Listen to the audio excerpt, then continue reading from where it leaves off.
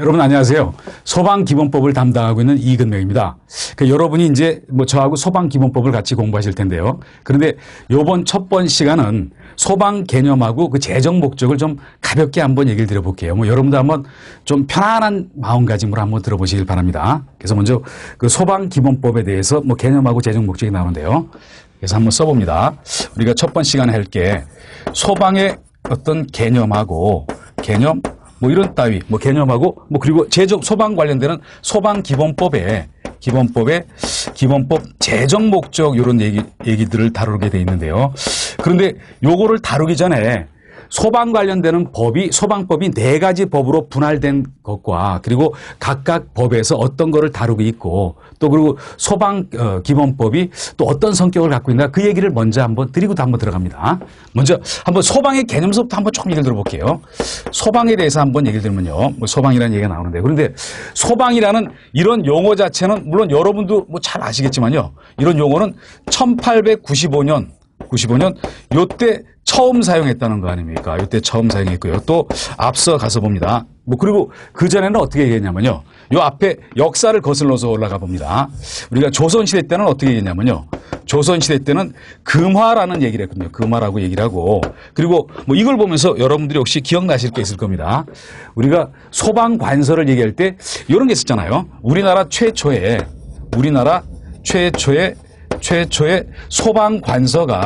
소방관서를 이렇게 금화도감으로 하고 있다는 거 아닙니까? 금화도감이거든요. 금화도감은 세종 때 있었던 그때 병부에 소속되어 있던 소방과 관련되는 그런 관서였었거든요. 그래서 조선시대 때는 금화라는 표현을 쓰다가 그러다가 이렇게 여기 갑오개혁이 일어나면서 1895년도 처음 소방이라는 용어를 사용했다. 그래서 이렇게 어떤 소방이라는 용어를 사용했던 얘기를 먼저 한번 얘기를 드리고요. 또 그리고 좀 가서 흘러가서 봅니다. 이렇게 하다가 어떻게 했냐면요. 1958년도에 소방법이 제정이 됐는데 그런데 소방법이 내용이 너무 많고 또 그리고 방대하다 보니까 체계를 제대로 잡을 수가 없었다. 그래서 나왔던 게 뭐냐면요. 이 소방법이 4개의 법으로 분할이 되었다는 거 아닙니까? 그러면서 그 4가지 법으로 분할됐는데 그중에 가장 기본이 되는 법이 우리가 지금 공부하려고자 하는 소방기본법이라는 거죠. 그래서 그 얘기도 한번 들어봅니다. 그래서 먼저 어떻게 하냐면요. 지금 먼저 공부하는 소방기본법. 그리고 두 번째 가서 봅니다. 두 번째 뭐가 있었냐면요. 어떤 소방시설 공사업법이라는 법이 있었고요. 소방시설 공사업법이라는 법이 있었고 또 그리고 세 번째 어떤 게 있냐면요. 세 번째 어떤 여기 나와 있는 소방시설 설치 유지 및 안전관리에 관한 법률이거든요. 소방시설 설치 그리고 유지 및 안전관리에 관한 법률. 안전관리에 관한 법률이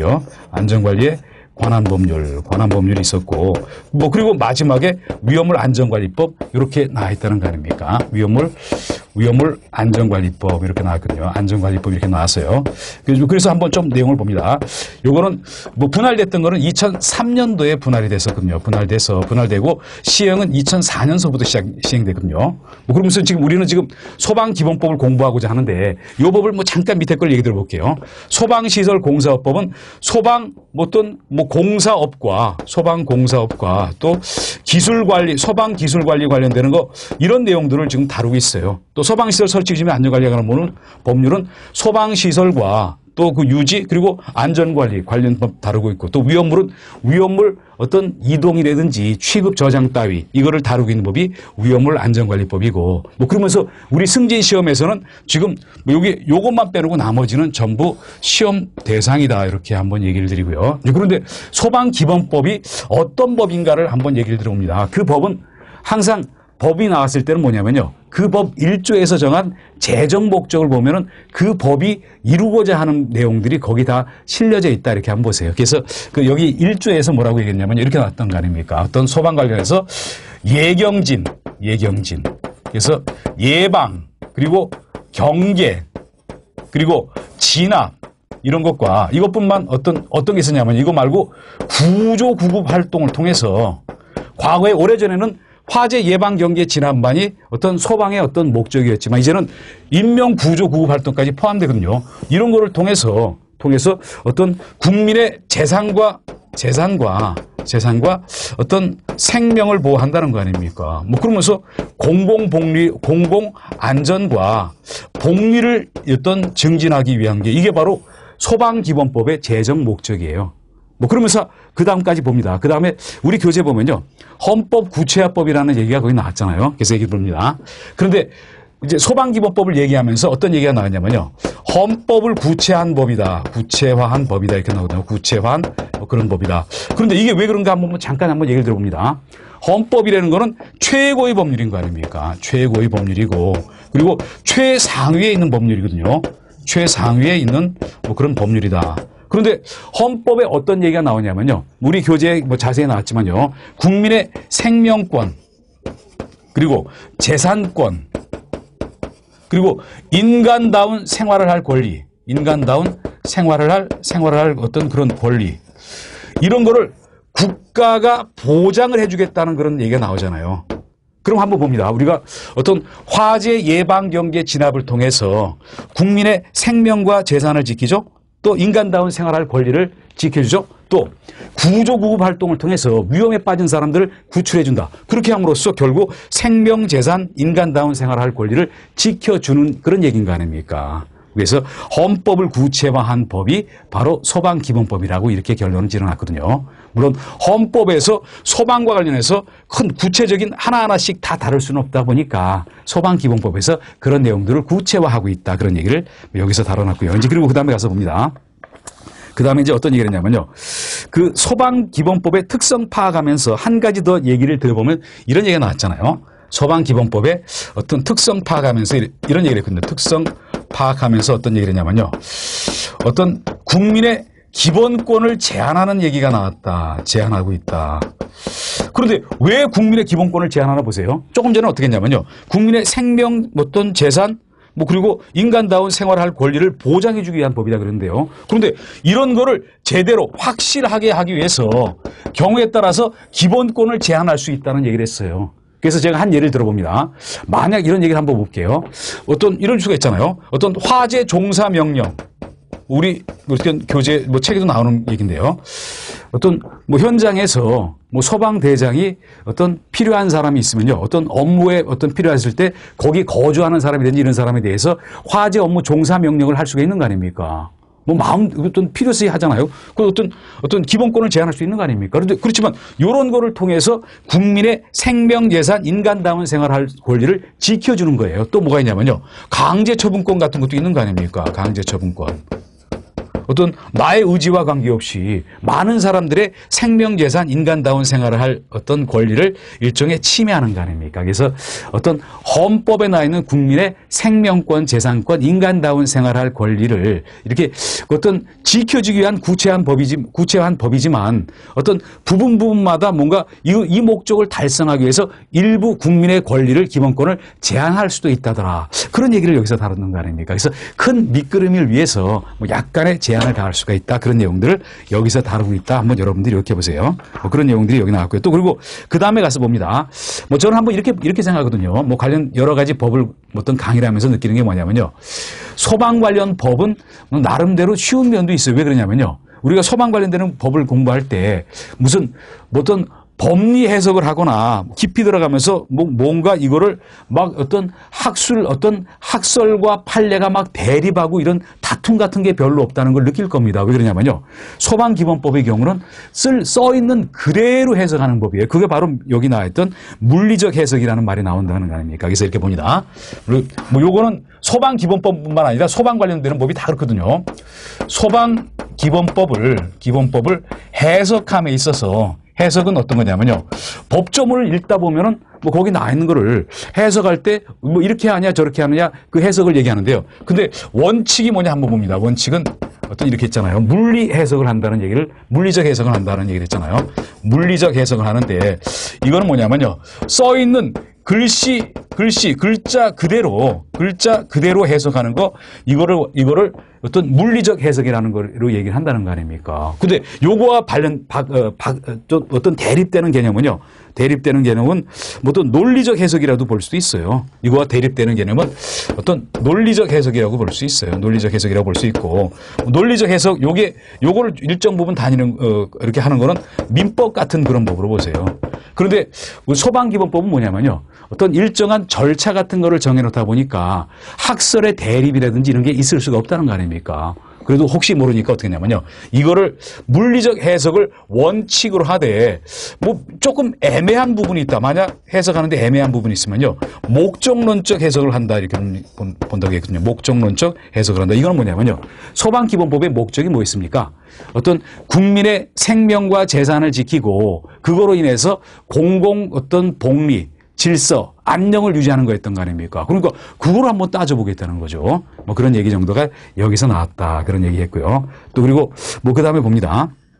그리고 이제 그 다음에 보시면요, 또 뭐 그 입법 공백에 관한 보충이라는 얘기도 나왔는데요. 만약 소방 관련되는 사항에 대해서 우리가 국회에서 법을 만들 때는요, 사람이 하는 일이다 보니까 입법에 공백이 있을 수가 있어요. 이런 내용들 담았으면 좋은데 안 담았을 수도 있는 거 아닙니까? 그때 구체적인 사항 적용할 수 없을 때 가장 기본이 되는 소방기본법의 상황에 맞는 타당한 결론을 도출할 수 있다. 가장 기본이 되는 게 소방기본법이라는 거 아닙니까? 그러다 보니까 기본이라는 말도 여기 붙였다, 이렇게 한번 보시도록 바랍니다. 이제 그리고 소방기본법의 뭐 연역은 뭐 조금 전에도 얘기 드렸죠. 이렇게 1958년도에 제정돼서 2003년도에 4가지 법으로 분할됐고, 그거를 2004년서부터 시행을 했다는 거 아닙니까? 그래서 이 4가지 법 체계가 지금까지도 오고 있다더라, 이런 얘기를 했었거든요. 이제 그래서 뭐 여기까지 얘기는 여러분과 같이 됐고, 이제 그 다음에 좀 가서 한번 여러분과 한번 얘기를 드려봅니다. 그 여러분 교재 11페이지를 보시면요, 우리나라 법 체계라는 게 나왔어요. 그래서 이 법 체계를 왜 보냐면요, 그 여러분들이 지금 소방기본법을 공부하는데 소방기본법에 기본법이 있고 시행령이 있고 시행규칙이 있고, 또 소방기본법이란 큰 바운다리 안에 소방력에 관한 어떤 기준에 관한 규칙이라든지 지방 소방관서 뭐 관련되는 규정 관련되는 그런 내용도 있어요. 그러다 보니까 우리나라 법 체계를 한번 여러분과 한번 따져보도록 합니다. 그래서 이 내용들을 한번 같이 한번 확인을 한번 해볼게요. 그래서 우리가 법을 뭐라고 얘기하냐면요, 상식이라고 얘기를 한다는 거 아닙니까? 어떤 사회생활 할 때 상식, 또는 뭐 어떤 국가 어떤 행정 관련되는 뭐 기관에서도 업무를 하면서 상식적인 거, 그걸 바로 어떤 법이라고 한다. 그런데 법에도 그 순서와 서열이 정해져 있다는 거죠. 그래서 그 순서와 서열 관련되는 거 한번 제가 여러분께 한번 얘기를 드려봅니다. 그래서 우리나라 법 체계 한번 봅니다. 뭐 좀 거창한 것 같지만요, 우리나라 법 체계다, 이렇게 나왔는데요. 법 체계가 나왔다. 그런데 가장 꼭대기에 있는 법이 두말할 것도 없이 헌법인 거 아닙니까? 헌법이 가장 꼭대기에 있다. 그런데 헌법은 뭐라고 얘기를 하냐면요, 헌법을 얘기할 때 어떤 최상위의 법이라고 한다는 거 아닙니까? 최상위의 법이다. 최상위의 법인데, 그런데 이게 왜 최상위의 법이겠어요? 그 이유는 뭐냐면요, 헌법을 제정하고 개정하는 게 국민이 하기 때문에 최상위라는 거 아닙니까? 그 대한민국에서 누가 가장 큰 권력을 갖고 있냐 그러면요, 그러면 대통령도 아닌 나라의 주인인 국민이라는 거 아닙니까? 그러다 보니까 최상위의 법이고, 제정하고 개정하는 권리를, 재개정권을 우리가 갖고 있는 게 국민이 갖고 있다. 뭐 그러다 보니까 헌법이 가장 위에 있다. 그리고 헌법 밑에 있는 법을 얘기를 드려봅니다. 헌법 밑에는 법률이라는 게 있거든요. 뭐 법률은 뭐 여러분들이 뭐 자주 뭐 많이 접하시는 거 아닙니까? 그래서 얘기를 드려봅니다.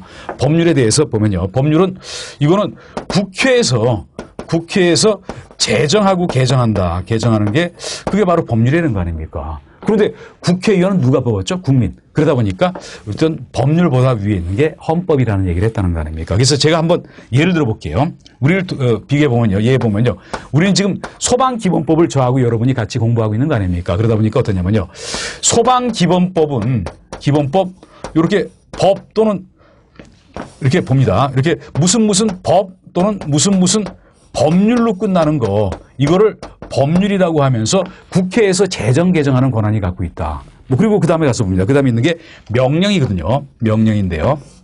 그런데 명령은 또 둘로 나눈다는 거 아닙니까? 그래서 그게 하나는 법규명령이고 다른 하나는 어떤 행정명령이라고 얘기했거든요. 그래서 이렇게 봅니다.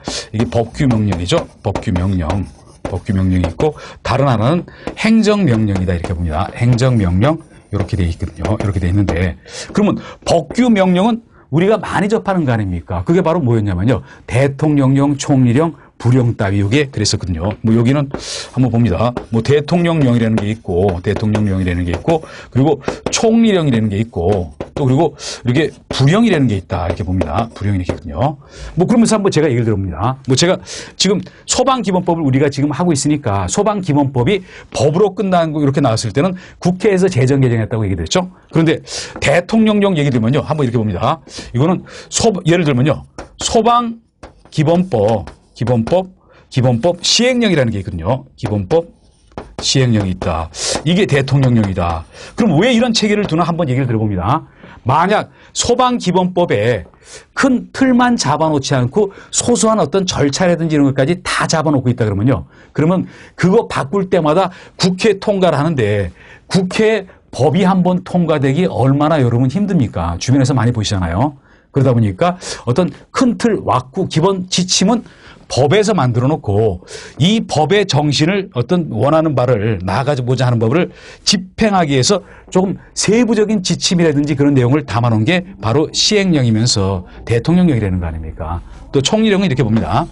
어떤 불령을 발할 수 없는 뭐 그런 어떤 부서의 장관은 총리가 대신하고 또 총리는 내각을 총괄하는 거 아닙니까? 거기서 총리령을 발하거든요. 또 불령도 예를 한번 들어봅니다. 지금 할 법을 얘기 들어보면요. 기본법, 시행규칙이다.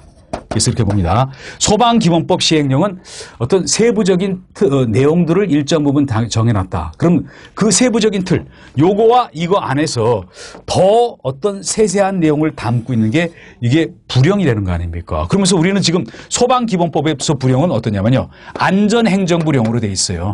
안전행정부령으로 돼 있다. 그 이유는 뭐냐면요. 소방방재청장은 어떤 부령을 발할 수가 없어요. 왜냐하면 장관이 아닌 거 아닙니까? 안전행정부라는 큰 울타리 안에 있는 독립적인 기관이 바로 소방방재청이거든요. 그래서 지금 여기 이 체계로 나와 있는 걸 우리가 여러분과 같이 공부하게 돼 있거든요. 근데 봅니다. 그럼 행정명령이라는 건 뭐가 있냐면요. 행정명령은 이건 어떠냐면요. 행정기관 내부에 대해서만 구속력을 갖고 있는 거 이거를 행정명령이라고 한다는 거 아닙니까? 그렇지만 법규명령은 어떠냐면요. 이거는 국민을 구속을 할 수가 있어요. 국민을 구속할 수 있다. 소방기본법 시행령이나 시행규칙에 의해서 뭐 관련되는 국민들을 이래라 저래라 하고 구속을 할 수가 있다. 그렇지만 행정명령은 행정기관 내부에 대해서만 구속력을 갖추니까 어떤 국민에 대해서 이래라 저래라 할 수 없는 한계가 있다는 거 아닙니까? 그러면서 행정명령의 종류를 몇 가지를 얘기해놨잖아요. 그래서 그 종류 몇 가지 한번 보면서 봅니다. 거기 훈령도 있고 예규도 있고 지시도 있고 일일명령이 있었죠. 한번 얘기를 들어봅니다.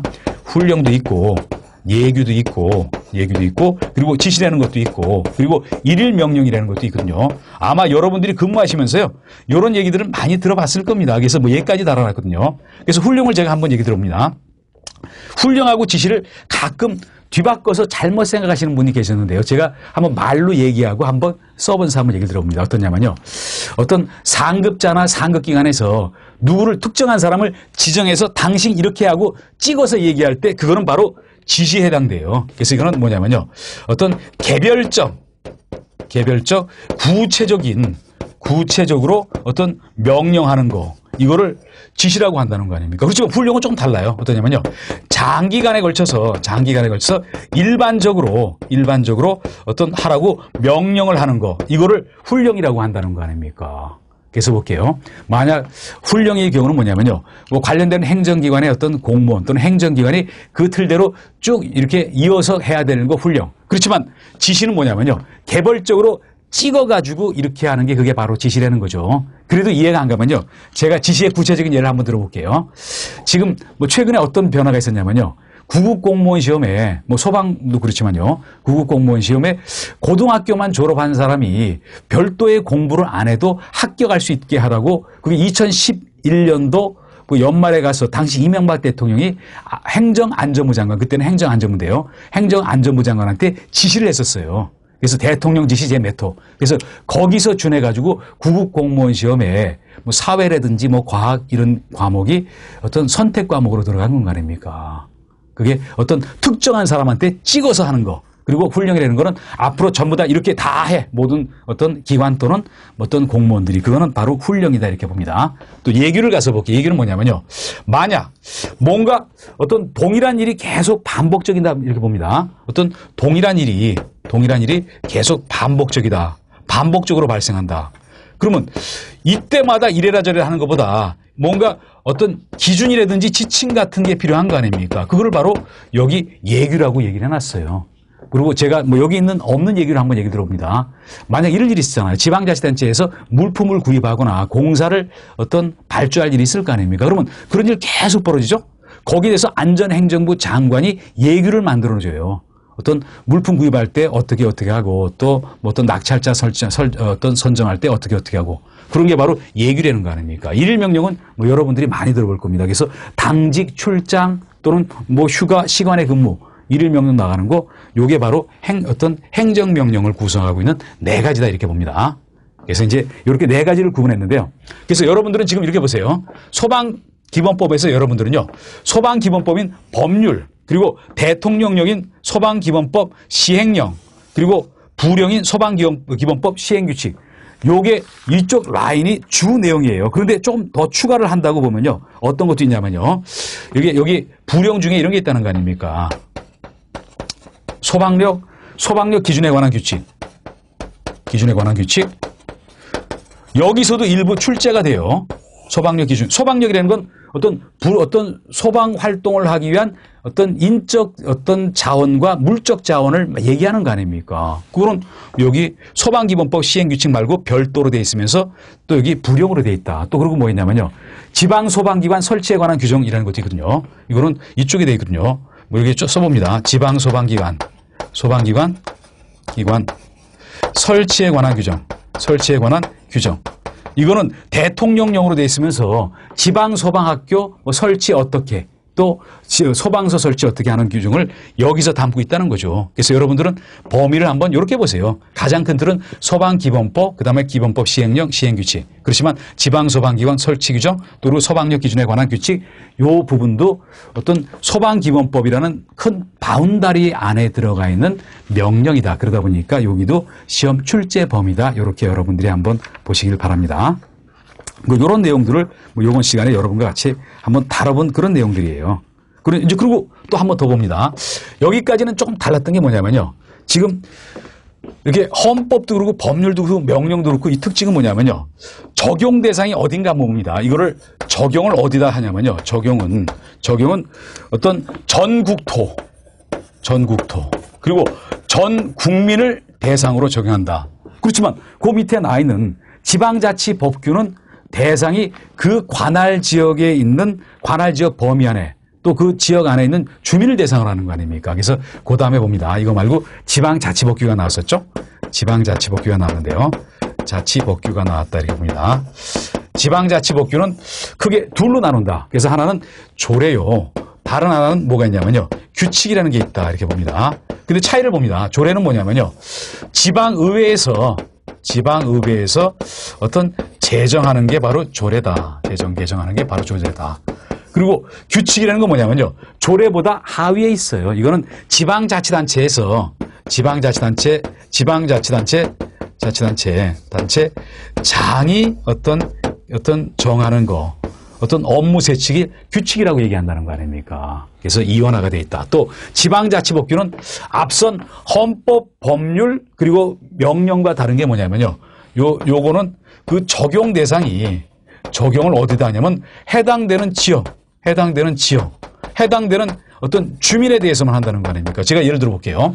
서울시 그 조례와 예를 들어서 한번 봅니다. 우리 교재에도 나왔지만요. 서울시 화재 예방 조례가 있다. 그러면 서울시 화재 예방 조례는요. 뭐 여기 예를 들어 봅니다. 여기 우리 여러분 교재에도 실어놨지만요.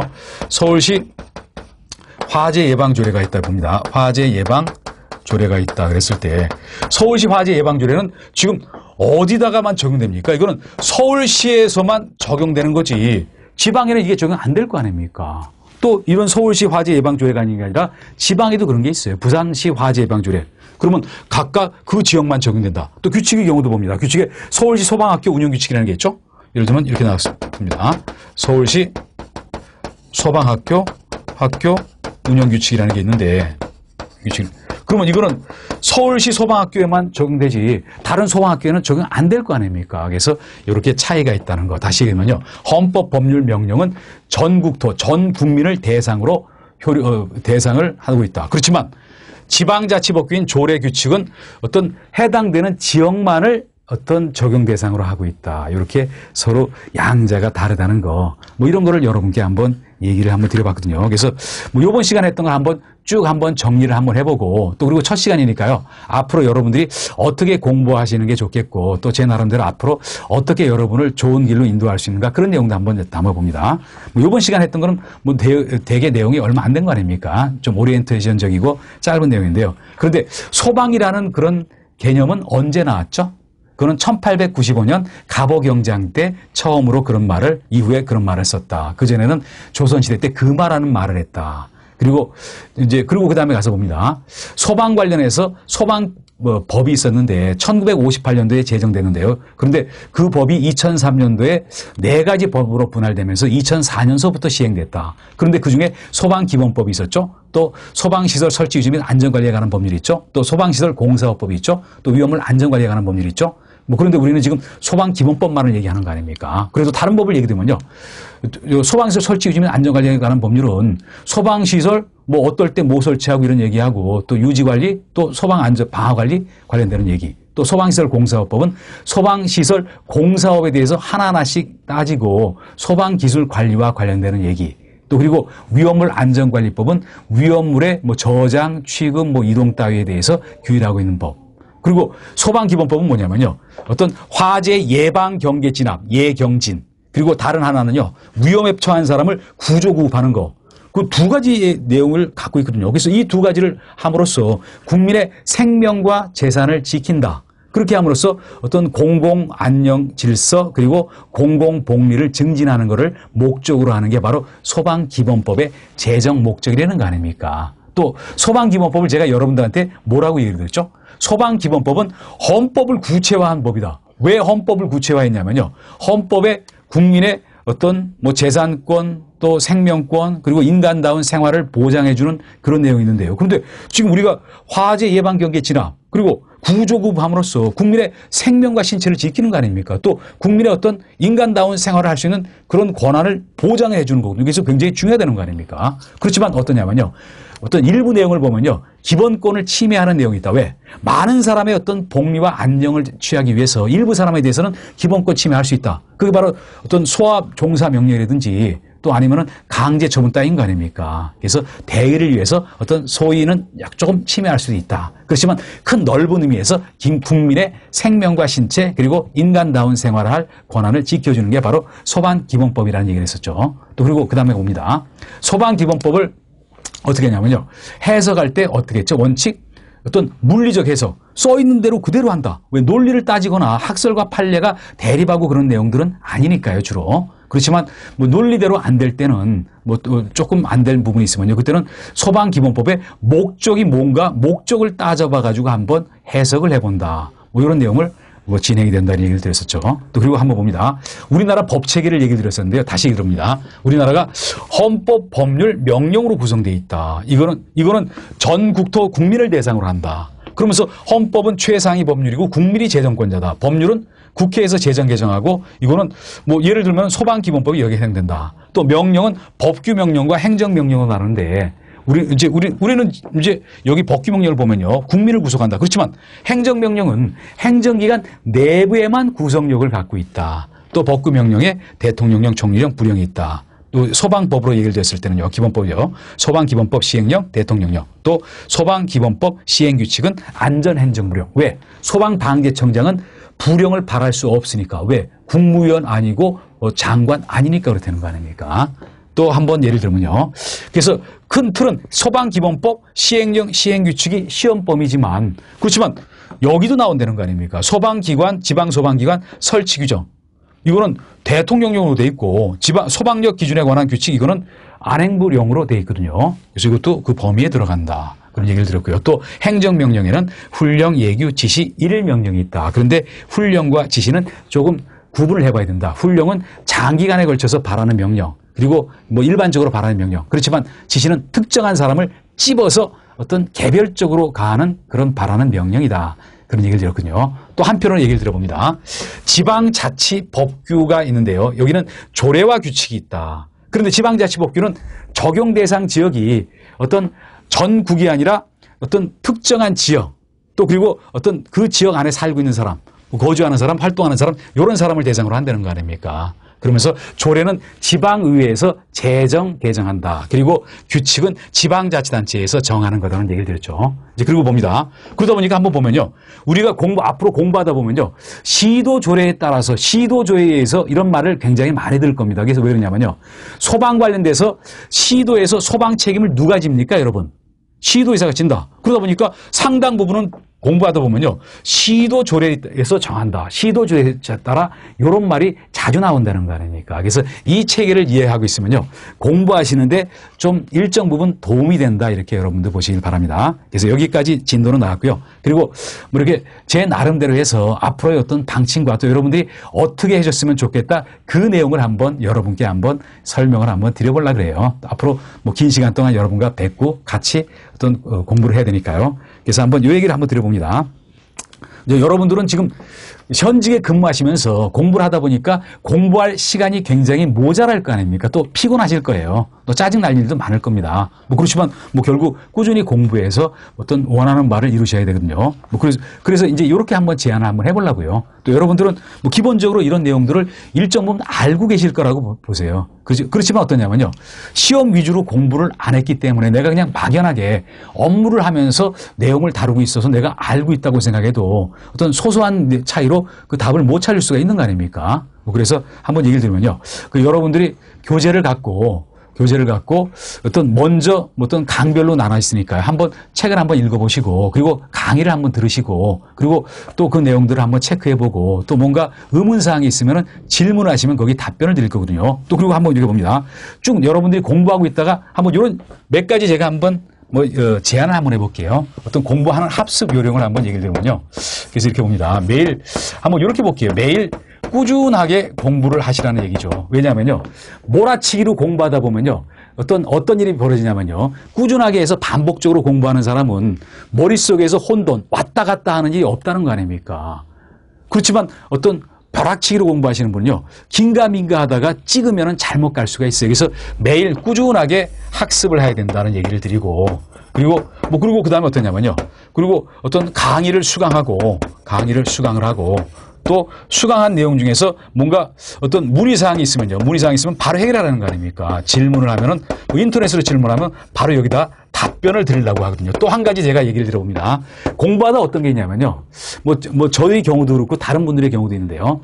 확실히 내가 알고 있는 부분도 있고, 내가 잘 모르고 있는 부분도 있는 거 아닙니까? 또 분명히 나온다고 얘기를 했는데 안 외워지는 부분. 그래서 한번 이렇게 봅니다. 뭔가 어떤 암기를 요하는데 암기가 안 되는 그런 경우. 이런 경우는 어떻게 하냐면요. 요런 내용만 별도로 노트를 만들어 놓으세요. 노트가 되든 수첩이 됐든요. 노트 또는 수첩이 되든요. 그런 다음에 이거를 휴대하면서 매일 이 내용을 한번 반복해서 보시기 바랍니다. 그러면 안 외우려고 해도 외워질 수밖에 다른 방법이 없어요. 그러고 나서 또 그다음에 문제풀이를 들어갈 거 아닙니까? 문제풀이를 들어가서. 그래서 여기서 맞는 거는 상관없지만 풀다가 틀리는 게 있다 그러면요. 이것만 오답 노트를 한번 만들어 보세요. 요런 말 나오거나 요런 거는 틀리다. 이런 식으로 뭔가 내용 자체를 좀 축약을 해 나가면은 분명히 여러분들한테 성과가 있지 않을까 하는 생각, 이런 생각이 든다는 거 아닙니까? 또 한 가지 여러분한테 약속드릴 거는 뭐냐면요. 우리는 어떠냐면요. 법의 개정이 되게 잦다는 거 아닙니까? 여러분도 그 사실을 많이 느끼실 거예요. 그래서 얘기를 들어봅니다. 그래서 학습을 하다 보면 어떠냐면요. 학습을 하다 보면 우리가 법 개정은 필연이라는 거 아닙니까?